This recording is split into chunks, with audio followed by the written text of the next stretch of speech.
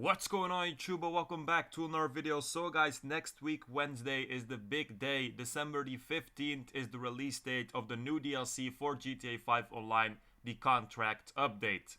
Now when a new update gets closer, a lot of people, they're happy of course, but they also start to stress because they don't know if they have enough money to actually buy the things in the new DLC, in the new update. So today I will make an estimate based on the previous DLCs on how much money that you will need in total for this DLC if you want to buy everything, and also how much money that you will need on the first day, because probably with this update there is also going to be a drip feed, so not everything is going to release on the first day. That means that you don't need all your money on the first day, so next Wednesday of the DLC. So the first thing that we have to take a look at is the new property, the agency. I think without this you can't really play the new content, so this is definitely something that you want. So if you want to make a price estimate for the agency, I think the most logical option would just be to compare it to the CEO office. It's very similar, it's also an office, it's also high-end, it's also fancy, so the price range will probably be the same. For example, if we compare it to the MC Clubhouse, obviously that won't really work. So the price of the CEO office, that is 3 million, with all the upgrades is around 5.7 million. So you could say that 6 million is a good estimate for the agency property. Now also if we take a look at the most recent property in the game, the auto shop, the total price with all the upgrades was around 4.5 million for the most expensive one. Obviously a auto shop is going to be cheaper than, for example, a high-end CEO office. So the 4.5 million kind of confirms that the 6 million will be a good estimate for the agency. Now in the trailer we can also see a car garage. Now if this car garage is also a part of the agency, that means we can also add like 1 or 2 million to it, because there are some rumors on Twitter that this is a 20 car garage, which is obviously not that cheap, especially if we take a look at the CEO office. There the garage is like 4 million, I think, if you do it with all the upgrades. So I think the total price of the agency will be around 7 or 8 million, maybe even more. The next thing we have to take a look at is obviously the cars, because this is also a place where you will spend a lot of money, if not the most money. Now in the previous update it was all about cars, so we had like 8 vehicles on Legendary Motorsports and 9 vehicles on Southern San Andreas superautos.com, so 17 in total, 10 on the release date, 7 with the drip feed. This is too much for this DLC.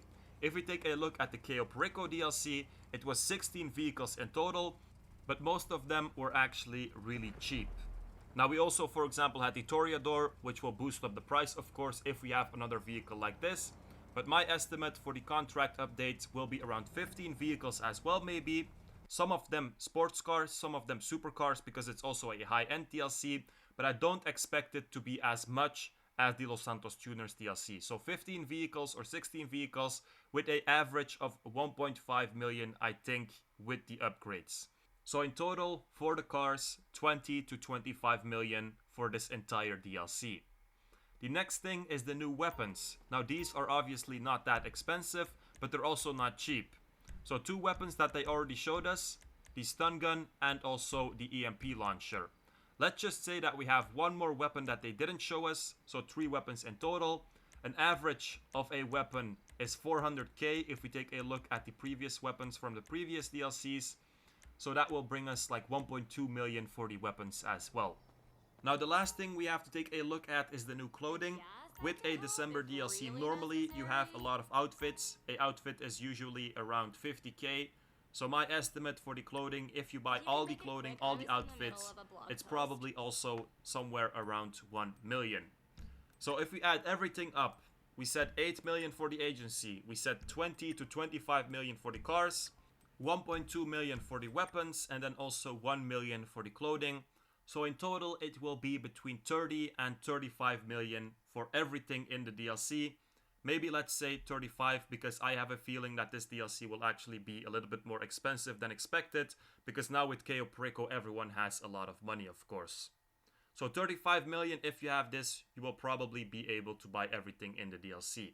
For the first day, so if you keep in mind that they will probably do a drip feed as well, I think you will have enough with 20 million. Because the drip feed is usually cars, and as you guys can see, the cars is definitely the most expensive part of a update. For the people that are stressing right now, don't worry. You don't have to buy every vehicle. If you buy like half of the vehicles, that's already like 10 or 15 million that you're saving. Also, for example, with the property, you will probably have a lot of upgrades that are shit. So just wait a little bit with the upgrades. Check videos on YouTube and then you will know which ones are good or not. Also, probably a lot of cosmetic upgrades on the property as well. So I think if you have between 15 and 20 million, you will survive this update.